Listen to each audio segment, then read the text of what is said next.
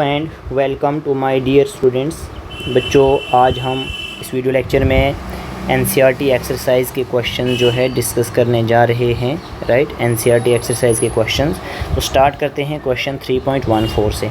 देखिए, क्वेश्चन है what is the significance of the terms isolated gaseous atom क्या होता है और ग्राउंड स्टेट क्या होता है, और आप आयोनाइजेशन एंथैल्पी और इलेक्ट्रॉन गेन एंथैल्पी का डेफिनेशन डिफाइन कीजिए। देखिए, आयोनाइजेशन एंथैल्पी क्या होता है? Energy required to remove an electron from isolated gaseous atom in its ground state. देखिए, एटम क्या होते हैं? वाइडली सेपरेटेड होते हैं गैसियस स्टेट में। There are some amount of attractive forces between the atoms. Atoms के बीच में कुछ अट्रैक्टिव फोर्सेज होती हैं। To determine the ionization enthalpy, अगर हमको आयोनाइजेशन एंथैल्पी डिटरमाइन करना है, it is impossible to isolate a single atom. तो सिंगल एटम आइसोलेट करना इम्पॉसिबल है, but the force of attraction can be further reduce. हम फोर्स ऑफ अट्रैक्शन को reduce कर सकते हैं by lowering the pressure. For this reason the term isolated gaseous atom is used in the definition of ionization enthalpy. इसलिए जो है isolated gaseous atom जो है ये इंट्रोड्यूस की गई है, यूज़ की गई है आयोनाइजेशन एंथैल्पी को डिफाइन करने के लिए। अब ग्राउंड स्टेट जो होता है एटम का, रेफर करता है most stable state of an atom. Ground state क्या होता है? मोस्ट स्टेबल स्टेट होता है एटम का। If an isolated gaseous atom is in its ground state, अगर isolated gaseous atom ground state में है तो लेस अमाउंट एनर्जी जो है रिक्वायर्ड है to remove the electron from its valence shell. Therefore for comparison purpose ionization enthalpy और electron gain enthalpy जो है ये डिटरमाइन किए जा सकते हैं आइसोलेटेड गैसियस एटम के लिए, और कब? ग्राउंड स्टेट में। अब क्वेश्चन है कि एनर्जी जो इलेक्ट्रॉन का ग्राउंड स्टेट में है हाइड्रोजन एटम के लिए वो दिया है -2.18 इंटू में 10⁻⁻18 जूल। बताइए आयोनाइजेशन एंथैल्पी जो है एटॉमिक हाइड्रोजन का क्या होगा जूल पर मोल में। तो देखो, it is given that energy जो इलेक्ट्रॉन का है ground state of hydrogen atom में वो गिवन है हमारे पास। अब energy required to remove the electron from ground state of hydrogen atom, ठीक है, तो वो कितना हमारे पास एनर्जी रिक्वायर्ड होगा to remove the electron? 2.18 into 10⁻⁻18 joule. तो आयोनाइजेशन एंथैल्पी जो हाइड्रोजन एटॉमिक का हो गया ये इतना हो गया कि अगर आपने हाइड्रोजन से एक इलेक्ट्रॉन जो है, क्योंकि हाइड्रोजन के पास जो है एक ही इलेक्ट्रॉन है, एटॉमिक नंबर 1 है, तो अब इसका न्यूक्लियस है, ये इसका एक शेल है, यहाँ पे ये वैलेंस इलेक्ट्रॉन है अपने ग्राउंड स्टेट में। इसकी एनर्जी दी हुई है, इतनी सारी इसकी एनर्जी है। तो अगर हमको ये इलेक्ट्रॉन रिमूव करना है तो इसी के इक्विवेलेंट जो है हमें एनर्जी देनी पड़ेगी, ठीक है, 280 इतनी एनर्जी हमें देनी पड़ेगी इस इलेक्ट्रॉन को रिमूव करने के लिए।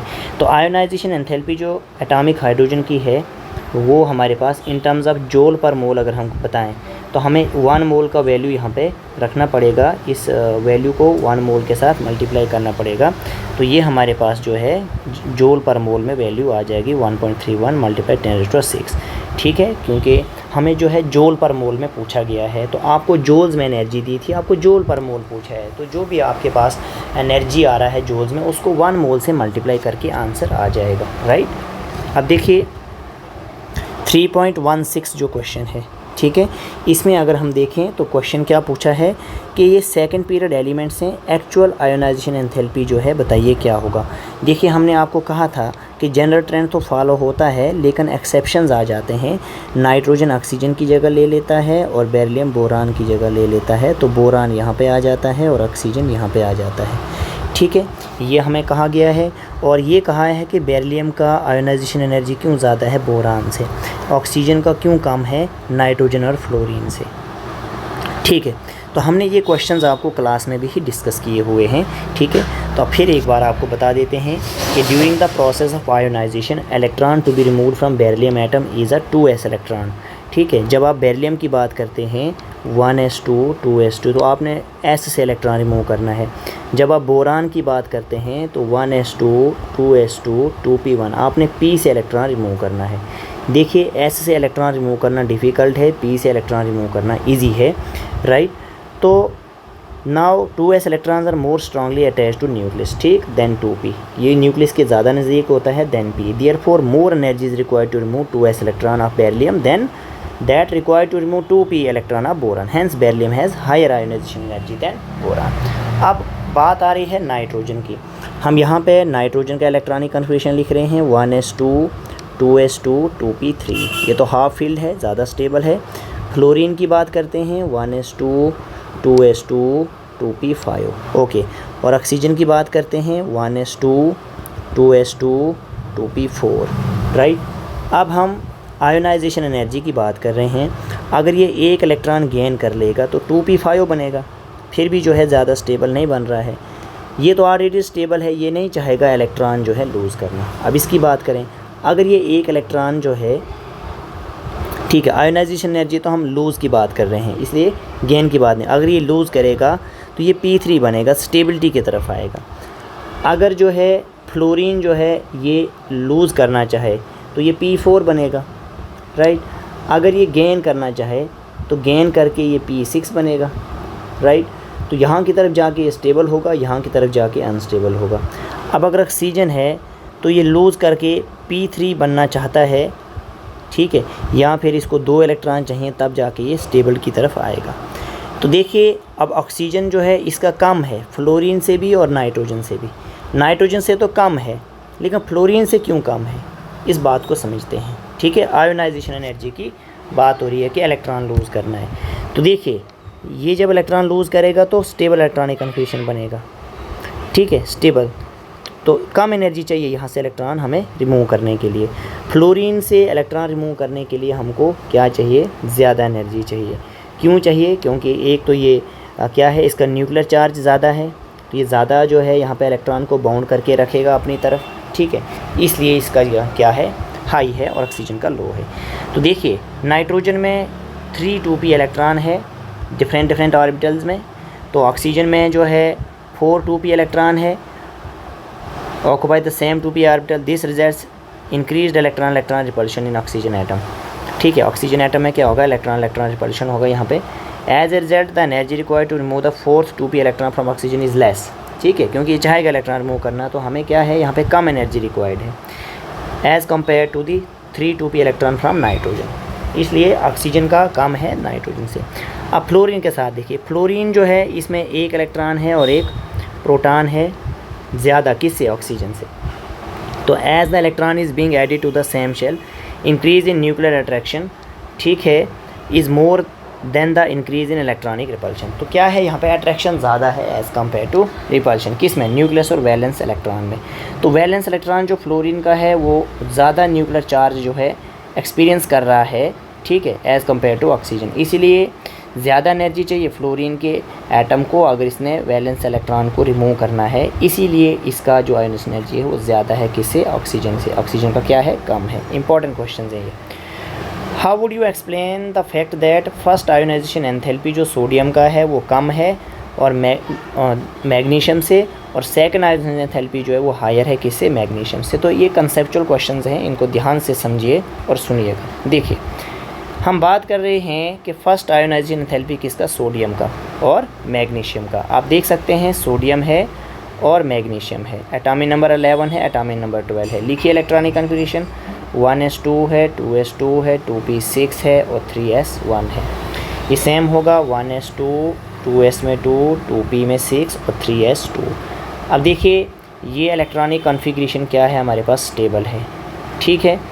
तो और इसका न्यूक्लियर चार्ज क्या है, ज़्यादा है। तो न्यूक्लियर चार्ज ज़्यादा है तो इन इलेक्ट्रॉन्स को ज़्यादा अट्रैक्ट करके रखेगा, इसलिए इसका आयोनाइजेशन एनर्जी क्या है, ज़्यादा है, किससे, सोडियम से। फर्स्ट आयोनाइजेशन एनर्जी जो है सोडियम का कम है, मैग्नीशियम का ज़्यादा है, तो आपको रीज़न पता चल गया, ठीक है। एक तो एटॉमिक साइज़ सोडियम का जो है क्या है, लार्ज है मैग्नीशियम से, और दूसरी बात इफ़ेक्टिव न्यूक्लियर चार्ज जो मैग्नीशियम का है वो क्या है, ज़्यादा है सोडियम से, okay. For these reasons energy required to remove electron from magnesium is more than the energy required in sodium, इसीलिए फर्स्ट आयोनाइजेशन एंथैल्पी जो सोडियम का है वो ज़्यादा है मैग्नीशियम से। लेकिन अगर हम सेकंड आयोनाइजेशन एंथैल्पी की बात करें, अगर आपने यहाँ से एक इलेक्ट्रॉन रिमूव कर दिया, अब यहाँ पे जो है एक इलेक्ट्रॉन बच गया और यहाँ पे 0। अब आपने सेकंड इलेक्ट्रॉन जो है S से रिमूव करना है और यहाँ पे P से रिमूव करना है, ठीक है। तो अब देखिए यहाँ पे अगर हम देखें तो सेकंड आयोनाइजेशन एंथैल्पी जो है सोडियम का ज़्यादा है, किससे, मैग्नीशियम से। क्यों, क्योंकि यहाँ पे ये वैलेंस शेल ये थर्ड शेल में है हमारे पास और ये सेकंड शेल में है। तो सेकंड शेल जो है वो न्यूक्लियस के नज़दीक है, ठीक है, फर्स्ट और सेकंड, और थर्ड शेल तो न्यूक्लियस से थोड़ा दूर है। थर्ड शेल से इलेक्ट्रॉन रिमूव करना इजी है, सेकंड से क्या होगा, डिफ़िकल्ट होगा, ठीक है, क्योंकि दूरी है तो अट्रैक्शन ज़्यादा होगा। यही रीज़न है कि after losing an electron sodium attain stable noble configuration. जब ये एक इलेक्ट्रॉन यहाँ से लूज़ कर देता है तो इसका स्टेबल इलेक्ट्रॉनिक कन्फिग्रेशन अचीव होता है। तो अब ये नहीं चाहता इलेक्ट्रॉन लूज़ करना, ठीक है, तो इसका स्टेबल तो नहीं बनता एक इलेक्ट्रॉन लूज़ करके, ठीक है। तो magnesium after losing an electron still has 1 electron in the 3s orbital in order to stand stable noble gas configuration. तो इसको जो है एक इलेक्ट्रॉन अभी जो है मैग्नीशियम को लूज़ करना पड़ेगा स्टेबिलिटी के लिए। तो इसीलिए जो एनर्जी रिक्वायर्ड है to remove the second electron in case of sodium वो हमें ज़्यादा चाहिए एज़ कम्पेयर टू मैग्नीशियम। इसीलिए सोडियम का सेकंड आयोनाइजेशन एंथैल्पी जो है किससे मैग्नीशियम से क्या है, हायर है। इंपॉर्टेंट क्वेश्चन है, याद रखिए। What are the various factors due to which ionization enthalpy of the main group elements tend to decrease down the group. तो ये हमने आपको आयोनाइजेशन एंथैल्पी का वेरिएशन डाउन द ग्रुप पढ़ाया है। तो आप देख सकते हैं एटॉमिक साइज़ बताया था आपको, शील्डिंग इफेक्ट भी बताया है। तो आप जो है इन फैक्टर्स को एक्सप्लेन कर सकते हैं, राइट। अब देखिए हमें फर्स्ट आयोनाइजेशन एंथैल्पी जो है यहाँ पे ग्रुप 13 एलिमेंट्स का दिया हुआ है, ठीक है। हमें कहा है कि आप जो है बताइए जनरल ट्रेंड क्या रहेगा डेविएशन। तो मैंने आपको क्लास में कहा था इसको 1 के बोल दो, 3 बोल दो, 2 बोल दो, 3 4 5। तो हमने आपको कहा था 1 5 4, ठीक है, 1 5 3 2 4, 1 5 3 2 4 मैंने आपको कहा था, ठीक है, इसका ट्रेंड याद रखने के लिए, ठीक है। तो इस बेस पे हमारे पास क्या आता है, हमारे पास जो है हमारे पास सबसे ज़्यादा जो हमारे पास यहाँ पे ऑर्डर रहता है जो हमने आपको ट्रेंड बताया था, तो बोरान का तो सबसे ज़्यादा रहेगा, ठीक है। फिर यहाँ पे टेलुरियम आ गया था, ठीक है। फिर हमारे पास यहाँ पे 2, ठीक है, 1 5, ठीक है, ये 5 आ गया। तो 5 पे टेलुरियम लिखना आपको, ठीक है। उसके बाद आपको 3 लिखना था, दैट इज़ गैलियम, ठीक है, जो हमने आपको कहा था। फिर उसके बाद क्या आएगा, लास्ट में इंडियम आ जाएगा आपके पास, ठीक है। तो on moving down the group ionization enthalpy generally decrease due to increase in atomic size and shielding. तो on moving down the group ionization enthalpy जो है decreases from boron to aluminium. Boron से aluminium तक तो decrease होती है, gallium की थोड़ी हाई हो जाती है एल्युमिनियम से। Aluminium follow immediately after s block element where is gallium follow d block element. तो shielding provided by the d electron is not very effective. इसीलिए these electrons do not shield the valence electron very effectively. As result valence electron जो gallium का है वो experience करता है great nuclear charge aluminium के comparison में। Further जब हम गैलियम से इंडियम की तरफ आते हैं तो आयोनाइजेशन एंथैल्पी डिक्रीज़ होने लगता है due to increase in atomic size and shielding. Further on जब इंडियम से टेलुरियम की तरफ आते हैं तो शील्डिंग हमारे पास क्या हो जाता है, आयोनाइजेशन एंथैल्पी फिर इंक्रीज़ हो जाता है। तो in the periodic table tellurium follows after 4f and 5d orbitals. Shielding provided by the electron in both these orbitals is not very effective. Therefore, valence electron is held quite strongly by the nucleus. Hence, ionization enthalpy जो tellurium का है वो higher side है। क्या है, higher side. Aldous हम ये पढ़ रहे थे कि डाउन द ग्रुप जो है डिक्रीज़ होता है, डाउन द ग्रुप डिक्रीज़ होता है, लेकिन टेलुरियम का जो है ये हायर साइड में आ जाता है, बोरान और एल्युमिनियम के बीच में आ जाता है, राइट। और यहाँ पे वैल्यूज़ दिए भी हैं कि आपको टेलुरियम से इलेक्ट्रॉन रिमूव करने के लिए क्या चाहिए, ज़्यादा एनर्जी चाहिए। बोरान के लिए तो चाहिए सबसे ज़्यादा। फिर दूसरे नंबर पे 589 दिया है, तो ये जो है सेकंड नंबर पे आ जाएगा। 1 पे ये रहेगा, 2 पे ये रहेगा, और 3 पे क्या रहेगा, एल्युमिनियम। 4 पे क्या रहेगा, गैलियम, और लास्ट 5 में रहेगा इंडियम, राइट। तो ये आर्डर आपके पास आएगा। तो इसको हमने पहले 1 लिखा था, 2 3 4 5। तो क्या है हमारे पास, 1 आया पहले, ठीक है। फिर हमारे पास जो है 2 कौन आया, ठीक है। फिर हमारे पास पहले जैसे बोरान आया, फिर टेलुरियम आया, ठीक है। इसके बाद कौन आया, 3 पे एल्युमिनियम आया, फिर 4 पे कौन आया, गैलियम आया, फिर लास्ट में कौन आया, इंडियम आया। तो यही हम आपको पहले भी बता रहे थे, और ये यहाँ पे जो है एक्सप्लेनेशन बताई गई। देखिए यहाँ पे बहुत इंपॉर्टेंट क्वेश्चन है ये, कि इस पेयर में बताइए कौन जो है ज़्यादा नेगेटिव इलेक्ट्रॉन गेन एंथैल्पी रखता है। देखिए ऑक्सीजन और फ्लोरीन, फ्लोरीन या क्लोरीन। तो फ्लोरीन और क्लोरीन में क्लोरीन का ज़्यादा जो है नेगेटिव इलेक्ट्रॉन गेन एंथैल्पी है, ठीक है। और ऑक्सीजन और फ्लोरीन के केस में अगर हम देखें तो ऑक्सीजन और fluorine are present in same period of the periodic table. Fluorine जो है इसमें एक प्रोटॉन और एक इलेक्ट्रॉन जो है ऑक्सीजन से ज़्यादा है। तो as an electron is being added to the same shell, तो एटॉमिक साइज जो फ्लोरीन का है स्मॉलर है किससे, ऑक्सीजन से। तो क्या होगा कि फ्लोरीन जो है इसमें एक प्रोटॉन जो है ज़्यादा है ऑक्सीजन से, तो इसका न्यूक्लियस जो इलेक्ट्रॉन को अट्रैक्ट करेगा इनकमिंग इलेक्ट्रॉन को अट्रैक्ट करेगा strongly as compare to oxygen. इसलिए फ्लोरीन जो है needs only 1 electron to attain the stable noble gas configuration. इसीलिए इलेक्ट्रॉन गेन एंथैल्पी फ्लोरीन का क्या होगा, ज़्यादा नेगेटिव होगा एज़ कम्पेयर टू ऑक्सीजन। तो इसमें भी बता दिया, इसमें भी हमने बता दिया, तो आप ये आंसर यहाँ पे रीड कर सकते हैं। ओके, अब would you expect that second electron gain enthalpy जो ऑक्सीजन का है वो पॉजिटिव होगा और मोर नेगेटिव होगा या लेस नेगेटिव होगा than first, justify your answer. देखो, जब हम ऑक्सीजन में एक इलेक्ट्रॉन ऐड करते हैं तो ऑक्साइड आयन बनता है, तो एनर्जी क्या होती है, रिलीज़ होती है। ठीक है, तो हमारे पास इलेक्ट्रॉन गेन एंथैल्पी क्या आ गया, नेगेटिव आ गया। फर्स्ट इलेक्ट्रॉन गेन एंथैल्पी जो है वो नेगेटिव है, लेकिन जब आप सेकंड इलेक्ट्रॉन जो है ऐड करना चाहेंगे तो ये ऑक्साइड आयन बनेगा और इलेक्ट्रॉन रिपल्शन करेगा। तो हमें क्या है, एनर्जी इसको क्या देना पड़ेगा, एनर्जी ऑब्जर्व करना पड़ेगा। तो ये क्या आएगा, सेकंड पॉजिटिव आएगा। ठीक है, बेसिक डिफरेंस जो है पूछा गया है इलेक्ट्रॉन गेन एंथैल्पी और इलेक्ट्रोनेगेटिविटी में। देखिए, इलेक्ट्रॉन गेन एंथैल्पी जो है एक measure of the tendency of an isolated gaseous atom का है टू एक्सेप्ट एन इलेक्ट्रॉन, लेकिन इलेक्ट्रोनेगेटिविटी एक मेजर ऑफ द टेंडेंसी है कि इसने जो है पेयर ऑफ इलेक्ट्रॉन्स को, शेयर्ड पेयर ऑफ इलेक्ट्रॉन्स को क्या करना है, अट्रैक्ट करना है। ओके, तो how would you react to the statement that electronegativity जो नाइट्रोजन का है पॉलिंग स्केल में वो जो है 3.0 है in all the nitrogen compounds.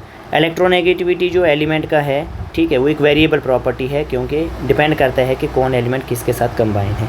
It is different in different compounds. ठीक, statement which says that electronegativity of nitrogen on Pauling scale is 3 in all nitrogen compounds is incorrect. ठीक है, इसलिए इलेक्ट्रोनेगेटिव जो नाइट्रोजन का है ये डिफरेंट होगा, जैसे NH3 में ये डिफरेंट है, NO2 में ये क्या होगा, डिफरेंट होगा। ओके, ये एक वेरिएबल प्रॉपर्टी है, याद रखिए always. Describe the theory associated with the radius of an atom as it gains an electron. जब एटम जो है इलेक्ट्रॉन गेन करेगा तो उसका रेडियस क्या होगा, पढ़ाया है आपको, अच्छे से इसको एक्सप्लेन करें। जब एटम इलेक्ट्रॉन लूज़ करेगा तो रेडियस पे क्या इफेक्ट पड़ेगा, तो ये चीज़ें आप जो है देखेंगे। जब इलेक्ट्रॉन गेन करेगा, एटम जो है इलेक्ट्रॉन गेन करेगा तो उसका साइज़ इंक्रीज़ होगा। ठीक है, इलेक्ट्रॉन जो है ऐड किया जा रहा है तो नंबर ऑफ़ इलेक्ट्रॉन जो है वो बढ़ रहा है, इससे क्या हो रहा है, रिपल्शन बढ़ेगी इलेक्ट्रॉन के बीच में, तो एटॉमिक रेडियस बढ़ेगा। लेकिन जब इलेक्ट्रॉन लूज़ होगा तो नंबर ऑफ़ इलेक्ट्रॉन डिक्रीज़ हो जाएंगे और न्यूक्लियर चार्ज तो सेम है, तो क्या होगा, अट्रैक्शन बढ़ेगा, जिसके कारण साइज़ क्या हो जाएगा, डिक्रीज़ हो जाएगा। राइट, अब देखिए 3.25, would you expect the first ionization enthalpy of 2 isotopes of the same element to be same और different, justify your answer. Ionization enthalpy अगर हम एटम की बात करें तो डिपेंड करता है नंबर ऑफ़ इलेक्ट्रॉन्स और प्रोटॉन्स पे। ठीक है, आइसोटोप्स में क्या होता है कि उनका प्रोटॉन और इलेक्ट्रॉन क्या होता है, सेम होता है। तो फर्स्ट आयोनाइजेशन एंथैल्पी जो दोनों आइसोटोप्स का होगा सेम एलिमेंट में, वो क्या होगा, सेम होगा। तो बहुत सिंपल आंसर है।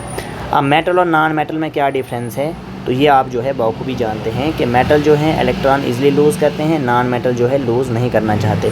मेटल जो है इलेक्ट्रॉन गेन करना नहीं चाहते, नॉन मेटल इलेक्ट्रॉन गेन करना चाहते हैं। मेटल जो है आयनिक कंपाउंड्स बनाते हैं, नॉन मेटल कोवलेंट कंपाउंड्स बनाते हैं। मेटल जो है इनके ऑक्साइड बेसिक होते हैं, नॉन मेटल के एसिडिक होते हैं। मेटल जो है इनका आयोनाइजेशन एनर्जी लो है, नॉन मेटल का हाई है। मेटल्स का less negative electron gain enthalpy है, इनका high negative electron gain enthalpy होता है। मेटल जो है लेस इलेक्ट्रोनेगेटिव होते हैं, ये इलेक्ट्रोपॉजिटिव होते हैं, और नॉन मेटल जो है ये हमारे पास क्या होते हैं, इलेक्ट्रोनेगेटिव होते हैं। मेटल्स का हाई रिड्यूसिंग पावर होता है और नॉन मेटल का लो रिड्यूसिंग पावर होता है। कह रहा है पीरियोडिक टेबल का यूज़ करें, तो ये बताइए कि किस एलिमेंट में 5 इलेक्ट्रॉन होते हैं आउटर शेल में। ठीक है, किस एलिमेंट में 2 इलेक्ट्रॉन होंगे। ठीक है, कौन से एलिमेंट जो हैं 2 इलेक्ट्रॉन लूज़ करना चाहते हैं, उस एलिमेंट को आइडेंटिफाई कीजिए जो 2 इलेक्ट्रॉन गेन करना चाहता है।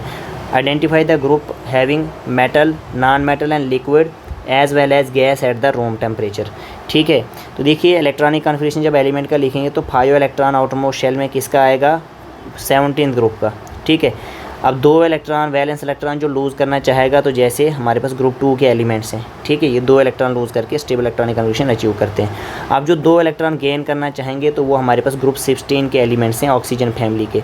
राइट, और ग्रुप 17 वाला एलिमेंट, ग्रुप 17 के एलिमेंट्स ऐसे हैं कि यहाँ पे हमारे पास मेटल भी आता है, नॉन मेटल भी आता है, लिक्विड और गैस भी आता है रूम टेम्परेचर पे। ठीक है, जैसे फ्लोरीन है, क्लोरीन है, ब्रोमीन है, आयोडीन है, एस्टेटीन है। ठीक है, तो ये तो हमारे पास नॉन मेटल आ गए। ठीक है, और ये देखिए लिक्विड आ गया, ब्रोमीन लिक्विड होता है, ये गैसेस भी होते हैं। तो लिक्विड भी है, गैस भी है, मेटल भी है, और नॉन मेटल की प्रॉपर्टी भी यहाँ पे अवेलेबल है। अब हमें यहाँ पे कुछ क्वेश्चंस हैं, जैसे रिएक्टिविटी का पूछा गया है कि इंक्रीजिंग ऑर्डर जो रिएक्टिविटी का है ग्रुप 1 में वो ये बताया गया है और ग्रुप 17 का ये बताया गया है, एक्सप्लेन कीजिए। देखिए एलिमेंट्स जो ग्रुप 1 में हैं इनका एक वैलेंस इलेक्ट्रॉन है, तो ये चाहते हैं कि हम एक इलेक्ट्रॉन को लूज़ कर दें। ग्रुप 17 की जहाँ तक बात है तो इनको एक इलेक्ट्रॉन की नीड है अपना नोबल गैस कॉन्फ़िगरेशन अचीव करने के लिए। तो जब आप डाउन द ग्रुप चलेंगे तो आयोनाइजेशन एंथैल्पी डिक्रीज़ होता है, तो this means energy required to lose the valence electron decrease, तो रिएक्टिविटी जो है इंक्रीज़ हो जाती है डाउन द ग्रुप, इसीलिए जो है रिएक्टिविटी जो है ये रहती है फर्स्ट ग्रुप में। अब हम ग्रुप 17 की बात करें तो जब आप डाउन द ग्रुप चलते हैं क्लोरीन से आयोडीन की तरफ तो इलेक्ट्रॉन गेन एंथैल्पी जो है वो लेस नेगेटिव हो जाती है, ठीक है। Its tendency to gain electron decrease, क्योंकि साइज़ बढ़ता है तो रिएक्टिविटी भी क्या हो जाएगी, डिक्रीज़ हो जाएगी। इसलिए इलेक्ट्रॉन गेन एंथैल्पी फ्लोरीन का लेस नेगेटिव है, किससे, क्लोरीन से। Still it is the most reactive halogen, this is because of its low bond distribution energy. Decreasing order जो रिएक्टिविटी का है ग्रुप 17 में तो वो हमारे पास ये रहेगा रिएक्टिविटी ऑर्डर, ओके, याद रखें इसको। तो general outer electronic configuration S-P-D-F block elements का क्या है, तो ये हमने आपको क्लासेस में बताया हुआ है, आप याद रखेंगे। S ब्लॉक का NS1 to 2, N का वैल्यू 2 से 7। P ब्लॉक का बताया है NS2 NP1 to 6, N का वैल्यू 2 to 6। D ब्लॉक का भी हमने बताया है N-1 D1 to 10, NS0 to 2 और N का वैल्यू 4 to 7, याद रखना है, ठीक है। और F ब्लॉक जो है N-2 1 to 14, N-1 D0 to 10, NS2, N का वैल्यू 6 to 7। तो N-2 को हम एंटी पेनल्टीमेट शेल कहते हैं, क्या कहते हैं, एंटी पेनल्टीमेट शेल, और N-1 को पेनल्टीमेट शेल कहा जाता है। अब यहाँ पे हमें कहा है कि आप पोजीशन असाइन करो एलिमेंट्स की जिनका आउटर इलेक्ट्रॉनिक कॉन्फ़िगरेशन हमारे पास ये दिया हुआ है और N का वैल्यू 3 दिया है। इसी तरीके से यहाँ पे D में 2 इलेक्ट्रॉन, NS में 2 इलेक्ट्रॉन और N का वैल्यू 4, F में 7 इलेक्ट्रॉन, D में 1 इलेक्ट्रॉन, NS2 और N का वैल्यू 6, ठीक है। पीरियड टेबल में देखो जब N 3 है तो हम समझ गए कि थर्ड पीरियड की बात हो रही है, पीरियड की या हाईएस्ट वैल्यू ऑफ N देखिए।